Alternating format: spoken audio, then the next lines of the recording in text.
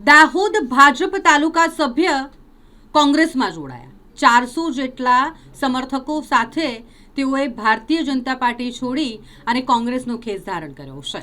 દાહોદ ભારતીય જનતા પાર્ટીમાં મોટો રાજકીય બદલાવ કહી શકાય કે જેમાં ઉછવાણિયા તાલુકા પંચાયત બેઠકના સભ્ય વજીરભાઈ કોંગ્રેસમાં જોડાઈ ગયા છે. પૂર્વ ધારાસભ્ય અને તાલુકા પ્રમુખ દિનેશભાઈના હસ્તે ખેસ ધારણ કરી તેમણે ભારતીય જનતા પાર્ટી સાથે છેડો ફાડ્યો છે અને કોંગ્રેસમાં જોડાયા છે.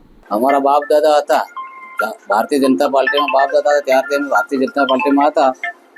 2-5 વર્ષથી અમારી જોડે અન્યાય કરવા લાગ્યા એટલે અમે ભારતીય જનતા પાર્ટીને છોડી અને કોંગ્રેસમાં જોડાયા. અને મારી પાસે લગભગ 500 માણસોનો ગ્રુપ છે અમે. અને અત્યારે તો 150 લાયા, પણ પછી તો ગામમાં તો રહેલો સાથે કોંગ્રેસનો. વજીરભાઈ મંગલાભાઈ ભુરિયા. આજરોજ દાહોદ તાલુકા કોંગ્રેસ કાર્યાલય ખાતે અમારા ઉછવાણા જિલ્લા સીટના ઉછવાણા તાલુકા સીટના એવા તાલુકા પંચાયત સભ્ય શ્રી વજીરભાઈ એમની ભારતીય જનતા પાર્ટીને રાજીનામું આપી અને અમારી કોંગ્રેસ પાર્ટીમાં આજે વિધિવત રીતે જોડાય છે.